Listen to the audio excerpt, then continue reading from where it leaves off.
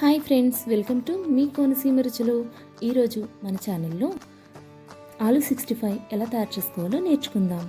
ముందుగా ఒక పావు కిలో బంగాళదుంపల్ని పీల్ చేసుకొని కట్ చేసుకొని బాయిల్ చేసుకోండి. 70% వరకు కుక్ అవ్వాలి. బాగా మెత్తగా ఉడికిపోయినా కూడా తినడానికి బాగుండదు. సో చూసుకొని 70% కుక్ అయితే సరిపోతుందండి. చూసారు కదా, ఈ విధంగా ఉండాలి. ఇలా ఉడికిన దాన్ని ఒక ప్లేట్లోకి తీసుకొని 1 స్పూన్ కార్న్ఫ్లోర్, 1 స్పూన్ మైదా, చిటికెడు సాల్ట్ వేసుకొని మొత్తం అన్ని ముక్కలకి పట్టేలాగా బాగా కలుపుకోండి. ఇలా కలుపుకున్న దాన్ని డీప్ ఫ్రైకి సరిపడా ఆయిల్ పెట్టుకొని అందులో వేసుకొని గోల్డెన్ కలర్ వచ్చేంత వరకు వేగించుకోవాలి.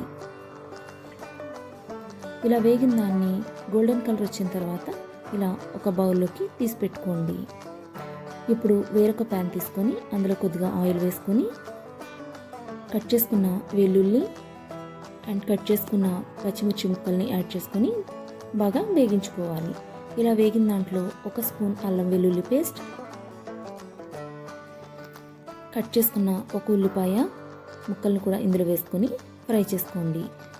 1 కరివేపాకు రొబ్బ, కొద్దిగా పసుపు, కొద్దిగా సాల్ట్, కారము, ధనియాల పొడి, జీలకర్ర పొడి, గరం మసాలా ఇవన్నీ కూడా యాడ్ చేసుకొని బాగా కలుపుకున్న తర్వాత 1 కప్పు పెరుగుని యాడ్ చేసుకోవాలి.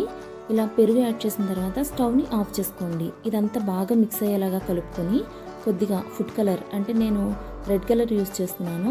మీకు ఇష్టం ఉంటే యూస్ చేయండి, లేదంటే స్కిప్ చేసేయండి. ఇదంతా బాగా కలిపిన తర్వాత మనం ఇంతకు ముందు వేగించి పెట్టుకున్న బంగాళాదుంప ముక్కల్ని ఇందులో యాడ్ చేసుకుని బాగా కలుపుకోవాలి. ఇప్పుడు స్టవ్ ఆన్ చేసి పెద్ద మంట మీద ఇదంతా దగ్గరికి వచ్చేంత వరకు ఉడికించుకోవాలి.